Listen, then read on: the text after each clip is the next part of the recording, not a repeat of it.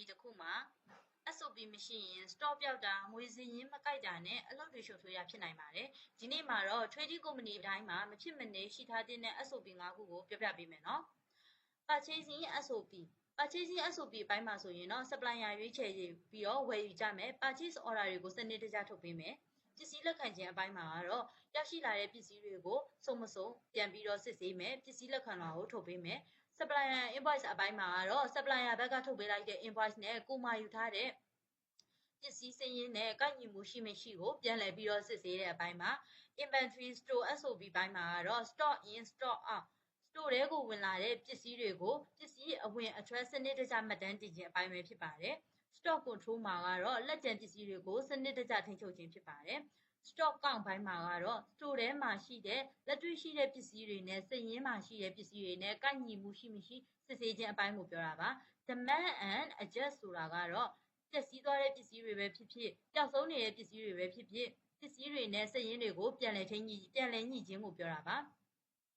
Sales SOP ဘိုင်းမှာကတော့အယောင်းပိုင်းမှာ customer order ဖောက်သည်ရှိရာ order တွေကိုလက်ခံရမယ် delivery ကုန်ပစ္စည်းတွေကိုပို့ဆောင်ပေးမယ်ကုန်ပစ္စည်းပို့ဆောင်ပေးတဲ့အပိုင်းကိုပြောတာပါ Sales invoice မှာဆိုလို့ရှိရင်တော့အယောင်းဘောင်ချာတွေထုတ်ပေးခြင်းကိုပြောတာပါရှင် customer payment ဘိုင်းမှာကတော့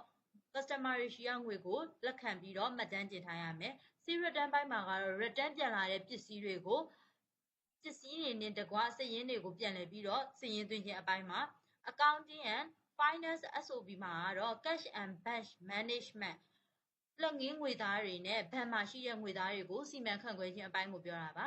account receivable ဘိုင်းမှာကတော့ကိုရစရာရှိတဲ့အကျွေးတွေကိုပြန်လည်ပြီးတော့တောင်းခံရမယ် account payable မှာကတော့ကိုပေးစရာရှိတဲ့အကျွေးတွေကိုပြန်လည်စစ်ဆေးပြီးတော့